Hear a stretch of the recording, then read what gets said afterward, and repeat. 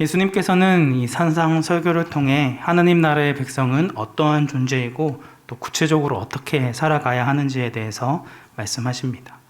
그리고 그 당시에 바리새인들이 잘못 해석하고 있었던 율법들에 대해서 지적하시고 또 그들이 잘못 행하고 있었던 경건한 생활에 대해서도 언급하십니다.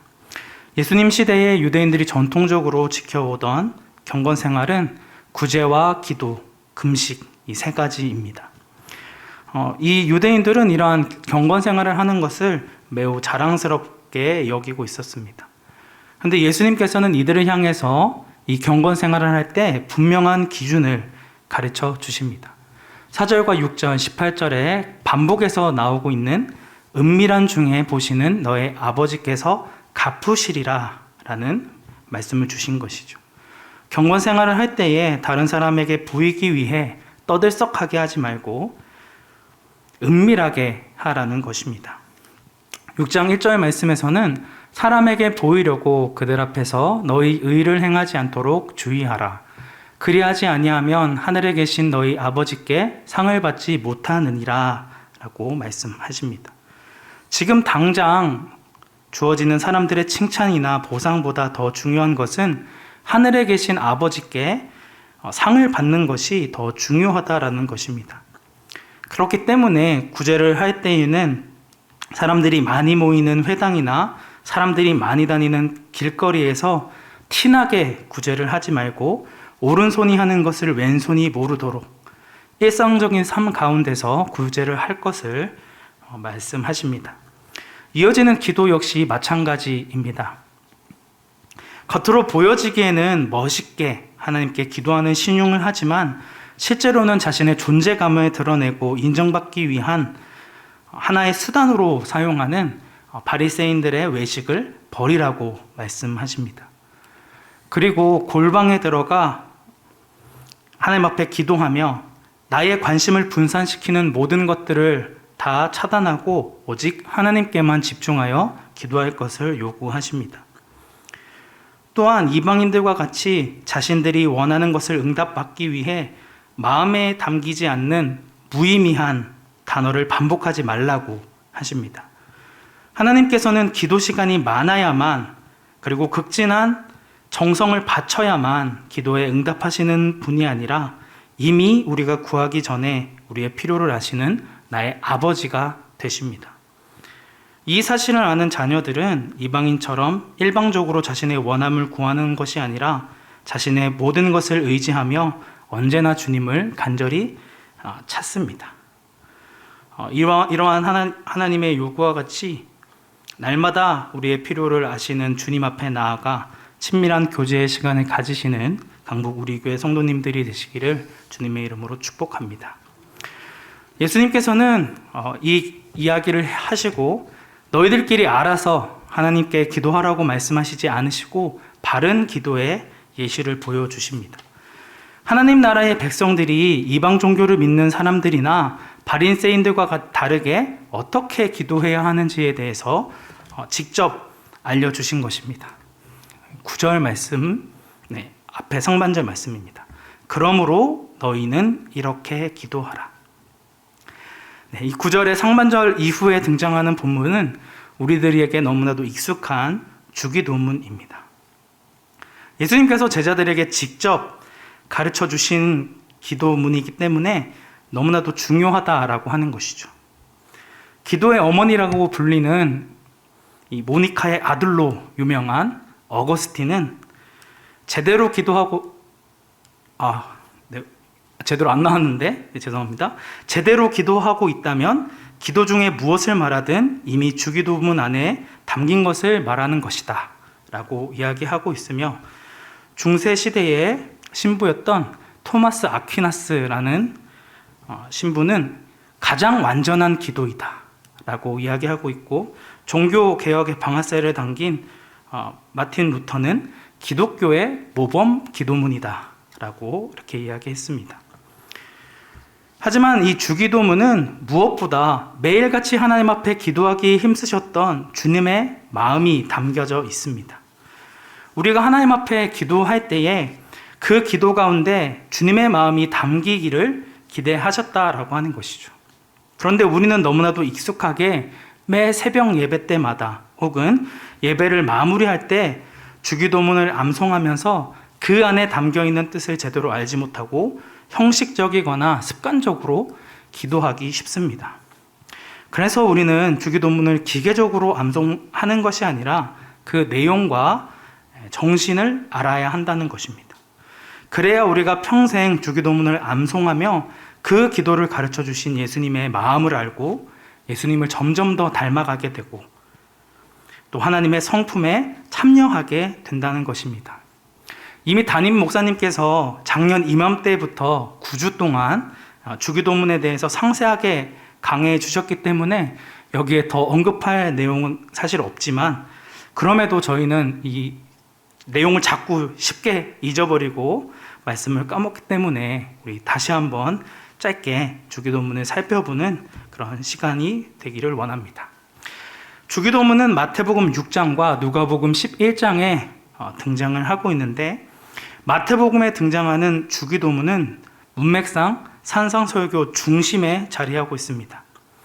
산상설교의 구조를 보면 크게 서론, 본론, 결론으로 되어져 있는데, 그 가운데 본론 부분이 이런 교회 생활이 아까 전에도 말씀드렸다시피 잘못 행하고 있는 것들을 바르게 해석해주고 있는 내용들이 등장을 합니다.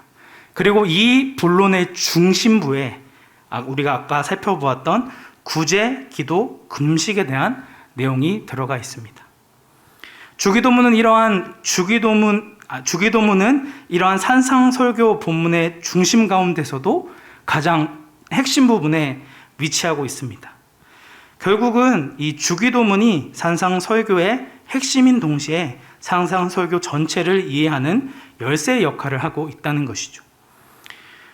산상설교의 중심에 기도가 있고 그 기도의 중심에 주기도문이 있다라고 하는 것은 성도들의 삶에, 하나님 나라의 백성의 삶에 기도가 얼마나 중요한 것인지를 가장 단적으로 보여주는 예라고 할 수 있습니다. 우리 이 산상설교는 크게 네 부분으로 살펴볼 수가 있는데요. 그리고 처음 이제 하나님을 부르는 말이 있고, 그 뒤에 하나님께 요청하는 기도, 그리고 우리의 필요를 위한 기도, 그리고 찬양, 송영이라고 불리는 것으로 크게 네 부분으로 살펴볼 수가 있습니다. 저희가 이제 주기도문 할 때에는 나오지 않지만 원문에는 하나님 앞에 기도의 요청을 할 때 항상 당신이가 들어갑니다. 그래서 당신의 이름이 거룩히 여김을 받으시고 당신의 나라가 임하시고 당신의 뜻이 이 땅 가운데도 이루어 주소서라고 기도하는 내용이라 할 수 있습니다. 그리고 우리의 필요를 위한 기도가 또 세 가지 있고 마지막으로 찬양으로 끝나는 이런 구조로 되어 있습니다. 실제로 우리가 하나님 앞에 요청하는 기도의 내용은 총 6가지가 된다라고 살펴볼 수가 있습니다. 그래서 전반부의 기도는 우리가 하나님 앞에 간구하는 기도의 내용이고, 후반부의 내용은 우리의 필요에 대한 기도입니다. 이것을 이제 쉽게 우리가 살펴본다면, 너희는 먼저 하나님의 영광과 하나님의 나라와 하나님의 뜻을 구하라. 그리하면 너희에게 양식을 주고 죄를 용서해 주며 너희의 모든 시험으로부터 보호해 줄 것이다 라고 이렇게 살펴볼 수가 있습니다. 결국 우리의 기도의 내용 중에 가장 우선순위가 되어야 하는 것은 우리의 필요에 대해서 먼저 구하는 것이 아니라 하나님의 영광과 하나님의 나라 그리고 하나님의 뜻에 대해 구하는 기도여야 한다라고 하는 것입니다.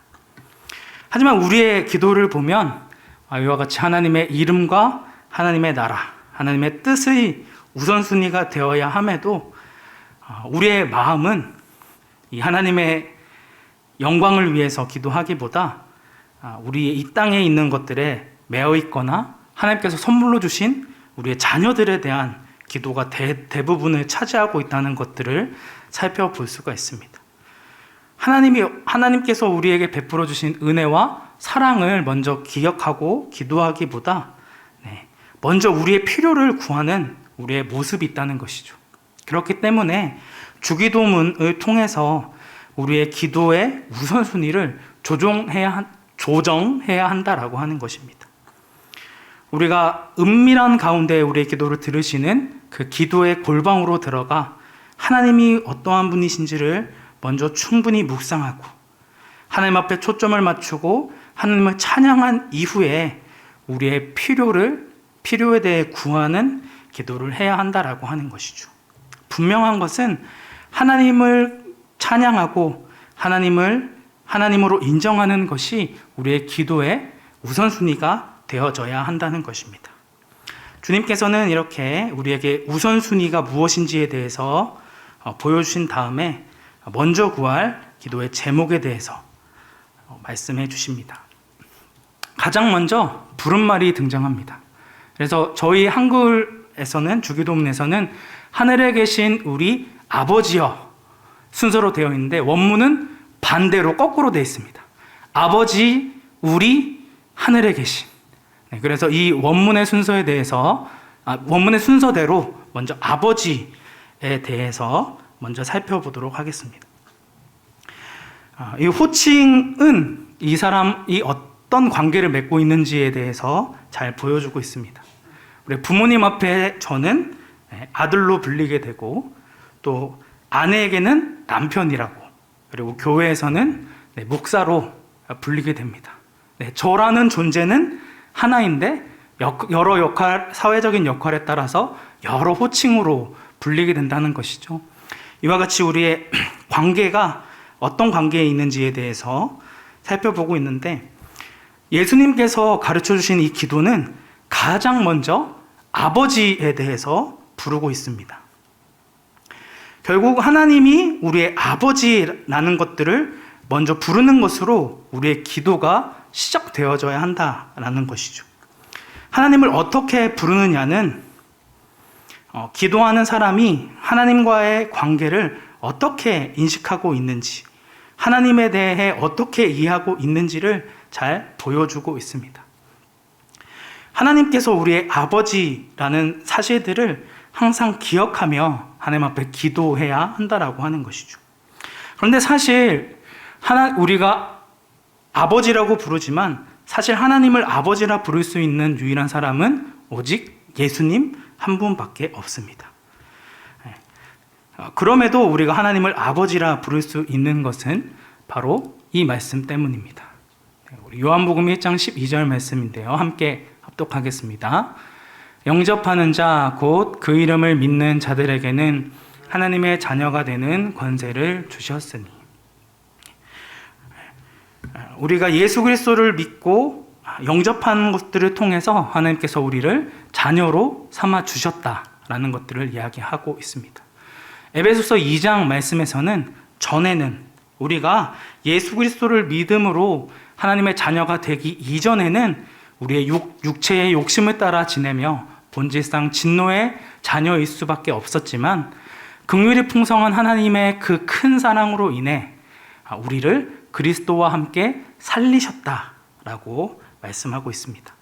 갈라디아서 4장 말씀에서도 하나님께서 그 아들 예수 그리스도를 보내신 이유에 대해서 설명을 하고 있는데, 율법 아래에 있는 자들을 속량하시고 아들의 명분을 얻게 하시기 위해 아들을 보내주셨다라고 말씀을 하고 있습니다.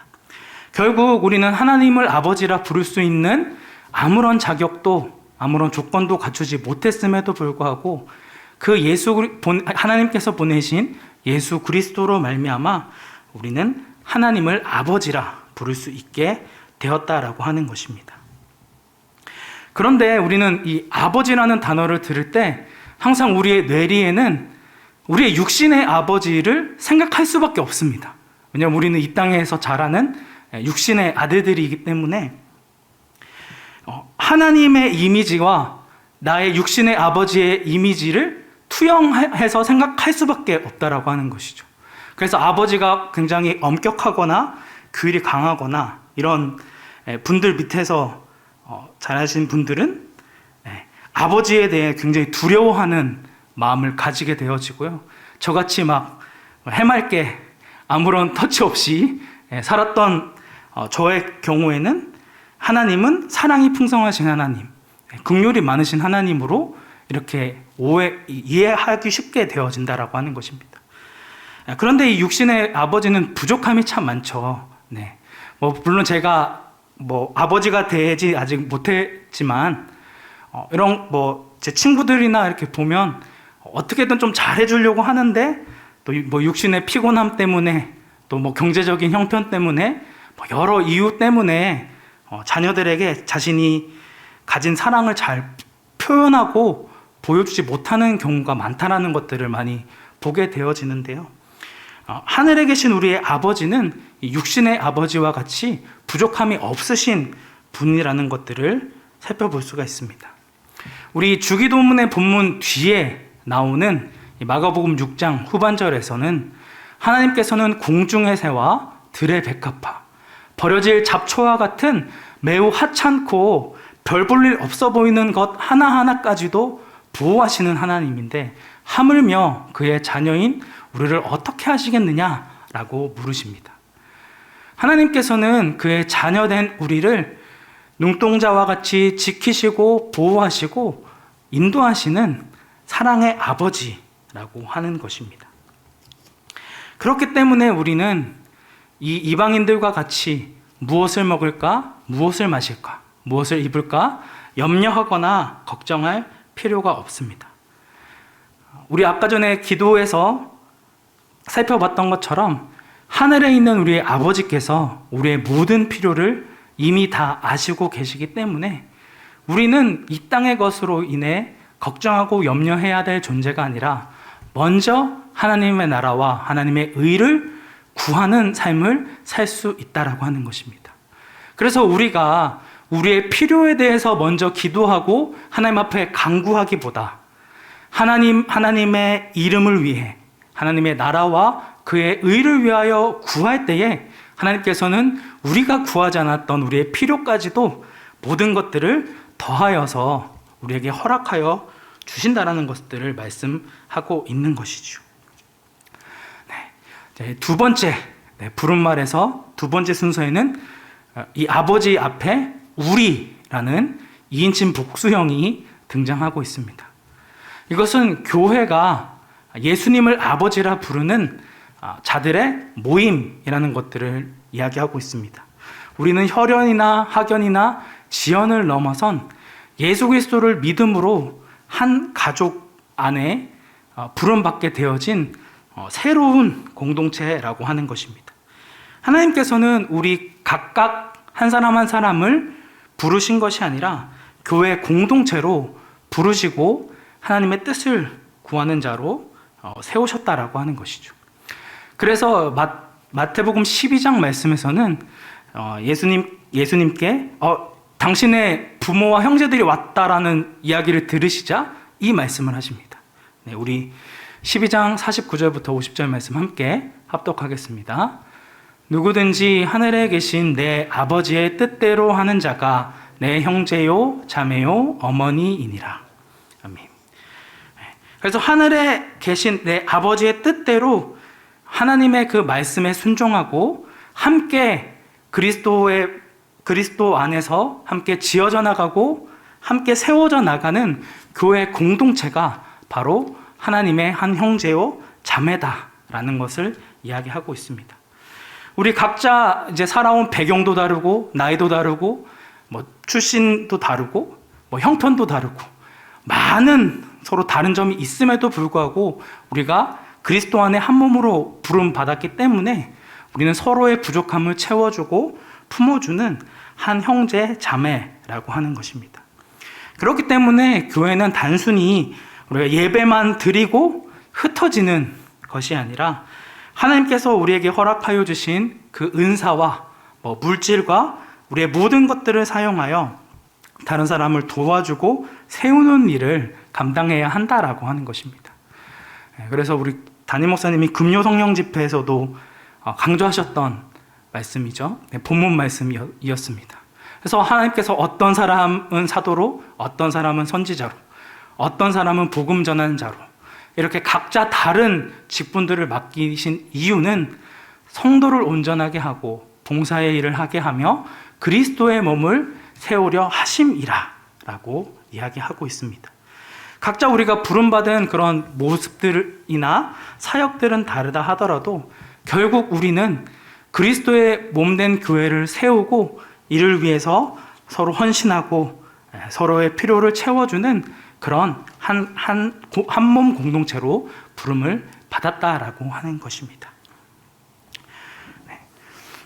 그리고 이제 이 부름말의 마지막인 하늘에 계신이 있습니다. 이 하늘은 그냥 우리가 바라보는 그냥 하늘이 아니라 장소적인 개념이 아니라 하나님의 크고 전능하신 능력에 대해서 이야기를 하고 있습니다. 하나님의 통치가 일어나는 곳이 바로 하늘이고 이 온 우주 만물이 이러한 하나님의 다스림을 받는다라고 하는 것입니다. 시편 115편 3절 말씀에서는 하나님이 하늘에 계셔서 원하시는 모든 것을 행하셨나이다 라고 이야기하고 있습니다.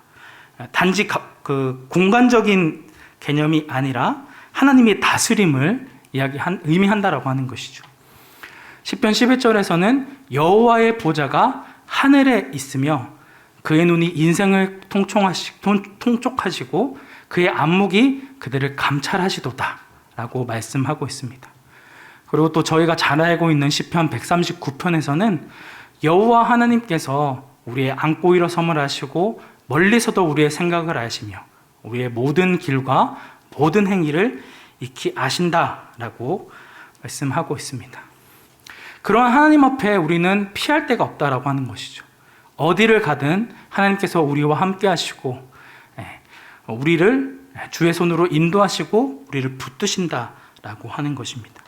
그래서 우리는 하늘에 계신이라는 이 말씀을 살펴볼 때마다 하나님께서는 계시지 않는 곳이 없으시며 온 우주 만물을 다스리시며 우리의 기도를 응답하실 수 있는 전능하신 하나님이시다. 하나님의 능력에 대해서 말씀하고 있다라는 것들을 우리가 살펴볼 수 있습니다.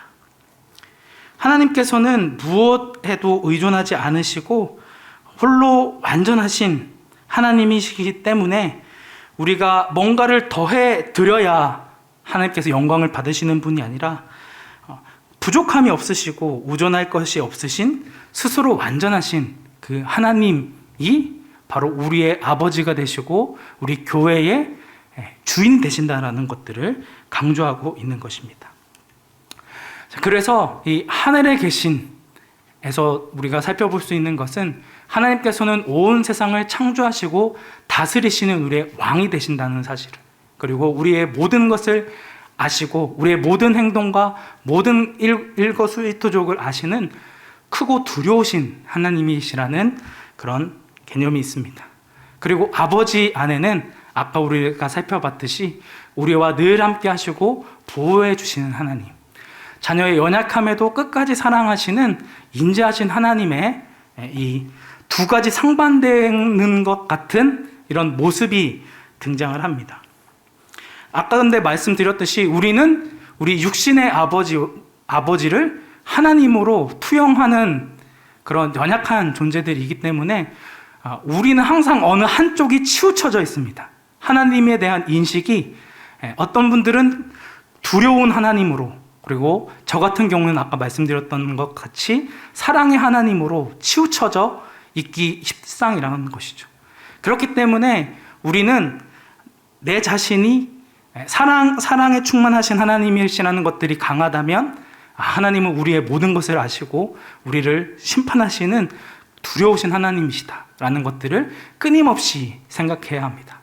반대로 하나님은 우리를 심판하시고 매우 무서우신 하나님이라는 사실로 받아들이시는 분은 끊임없이 하나님은 우리를 사랑하시고 우리의 연약함에도 우리와 함께 하시는 하나님이시다라는 것들을 끊임없이 생각하고 균형을 잘 맞춰 가야 한다라고 하는 것이죠. 결국 우리가 살아가고 있는 이 타락한 이 땅과 이후에 하나님께서 통치하시고 다스릴 영원한 생명의 하늘이 대조를 이루고 있음을 볼 수 있습니다. 결국 우리는 하늘에 계신 우리 아버지를 부를 때마다 우리 이 땅이 아닌 하나님의 나라를 바라보고 썩지 않고 더럽지 않고 새하지 않는 하나님의 나라를 소망하게 된다라고 하는 것입니다. 우리의 시선과 방향, 우리의 목적이 어디를 향해 있는지를 다시 한번 살펴보아야 한다라고 하는 것이죠. 두 번째로 이제 본격적인 하나님의 기도의 요청으로 들어가서 첫 번째 기도 제목이 있습니다. 이름이 거룩히 여김을 받으시오며 라는 기도의 제목이 우리의 기도의 최우선 순위가 되어져야 한다라고 하는 것입니다. 이름은 존재 그 자체를 의미한다라고 할 수 있습니다. 그래서 거룩이라는 단어는 저희가 잘 알고 있듯이 구별하다, 분리되다 라고 하는 단어를 가지고 있습니다. 하나님은 우리와 같은 피조물이나 다른 어떤 존재와는 완전히 구별되어진 하나님이시라고 하는 것이죠. 아까도 살펴봤듯이 하나님은 이 세상 온 우주 만물을 통치하시고 다스리시는 하늘에 계신 분이시며 스스로 완전하신 하나님이십니다. 저희들은 다른 사람의 도움이 없이는 살아갈 수 없는 그런 연약한 자들이지만 아까 말씀드렸듯이 하나님은 아무런 부족함이 없으시고 홀로 살아계신 완전하신 하나님이라고 하는 것이죠. 그렇기 때문에 우리는 항상 하나님은 모든 것에서부터 구별되어 우리의 모든 존귀를 받으시기 마땅하신 분이구나 라는 것들을 항상 기억하고 기도해야 한다라고 하는 것입니다. 하지만 이 땅에 있는 사람들은 하나님의 이름, 하나님의 그 영광에 대해서 아무런 생각이 없습니다. 그래서 쉽게 여호와의 이름을 망령되이 부르게 되죠. 그래서 이 성경에서는 하나님의 이름을 망령되이 부르지 말라라는 말씀이 굉장히 많이 반복해서 등장하고 있습니다. 여호와의 이름을 모욕하면 죽임을 당하게 된다라는 말씀이 굉장히 많이 등장을 하고 있는 것을 살펴볼 수가 있죠. 실제 우리 주변에 있는 사람들은 하나님에 대해 아무런 관심을 가지지 않는다라고 하는 것입니다. 심지어 신앙생활을 한다는 사람들조차도 주일 예배를 나서는 순간 하나님에 대해서 잊어버리는 그런 일들이 많다라고 하는 것이죠. 예배를 드리고 이제 예배당 밖으로 나가면서 이제 아버지 하나님에 대해서는 아무런 관심을 가지지 않고 성경도 보지 않고 말씀도 보지 않고 하나님과 상관없는 삶을 살기 일쑤라고 하는 것입니다. 하나님께서는 우리의 모든 것을 받으시기 합당하신 분인데 우리는 그 하나님을 소홀히 여기기 쉽다라고 하는 것을 이야기하고 있는 것입니다. 사실 이것은 원문으로는 당신의 이름이 거룩해지소서라는 뜻을 가지고 있습니다. 아까 말씀드렸듯이 우리가 막 하나님 앞에 예배를 드리고 찬양을 드린다고 해서 이미 완전하시고 거룩하신 하나님을 더 거룩할 수 있는 존재가 아니기 때문에 오히려 이 하나님의 이름이 거룩해지기를 하나님 앞에 요청을 하는 것입니다. 그래서 내 삶을 통해서 이런 하나님의 이름을 높일 수 있도록 주님의 은혜를 구하며 이렇게 살아갈 수 있도록 거룩하게 하나님이 거룩하심과 같이 우리도 거룩하게 살아갈 수 있도록 하나님 앞에 요청하는 기도의 제목이라고 할 수 있습니다. 세상 많은 사람들이 하나님과 상관없는 삶을 살아가지만 그 하나님이 우리와는 전적으로 다른 거룩하신 분임을 깨달아 거짓된 우상과 자기 중심에서 벗어나 오직 예수님만이 우리를 구원해 주실 수 있는 유일한 구원자이심을 알기를 요청하는 기도가 바로 하나님의 이름이 거룩히 여김을 받으시오며 라는 기도의 내용이라는 것입니다. 그렇다면 우리가 이 세상 사람들 가운데 보이지 않는 하나님을 바르게 알 수 있는 유일한 방법이 무엇일까요? 바로 우리의 선한 모습을 통해서입니다. 마태복음 5장 13절부터 16절 말씀에서는 우리 하나님 나라의 백성의 정체성에 대해 이야기하죠. 그래서 너희는 세상의 소금이요 세상의 빛이라 선포합니다. 그렇기 때문에 너희의 빛이 사람 앞에 비치게 하여 너희의 착한 행실을 보고 하늘에 계신 너희 아버지께 영광을 돌리게 하라라고 말씀하고 있는 것이죠. 베드로전서 2장 말씀에서도 동일한 맥락에서 이야기합니다. 너희가 이방인 중에서 행실을 선하게 가짐으로 너희의 모습을 보고 하나님 앞에 영광을 돌리게 하라는 그런 말씀이 나와 있습니다. 우리 베드로전서 1장 15절부터 16절의 말씀은 함께 합독하도록 하겠습니다. 오직 너희를 부르신 거룩한 이처럼 너희도 모든 행실에 거룩한 자가 되라. 기록되었으되 내가 거룩하니 너희도 거룩할지어다. 아멘. 거룩하시고 이 세상의 그 어떤 것과도 구별되어지신 그 하나님과 같이 하나님의 자녀는 하나님을 닮아갈 수밖에 없죠. 그죠? 그렇기 때문에 우리 역시도 이 세상 사람들과 살아가는 삶과는 구별되어진 삶을 살아가야 한다라고 하는 것입니다. 결국 이 이름이 거룩히 여김을 받으시오라고 하는 기도의 요청은 결국은 내 자신을 높이는 삶을 살 것이냐, 아니면 하나님 아버지의 이름을 높이는 삶을 살 것이냐라는 질문으로 끝나게 되어집니다.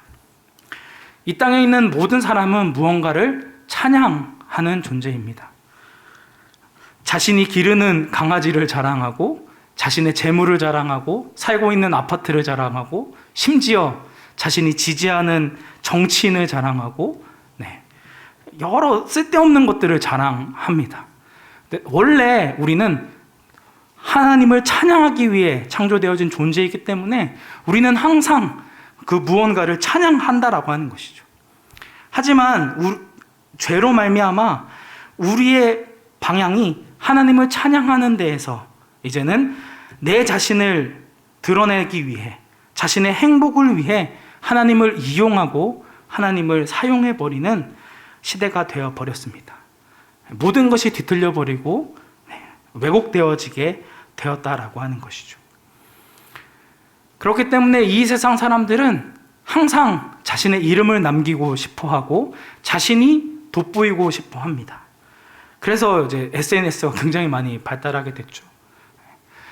내 마음대로 살아가고 내 뜻대로 살아가는 것을 너무나 당연하게 생각하는 이 자기중심적인 세상 가운데 우리는 하나님의 이름만을 높이는 거룩한 백성으로 살아가고 있는지를 질문해 봐야 할 것입니다.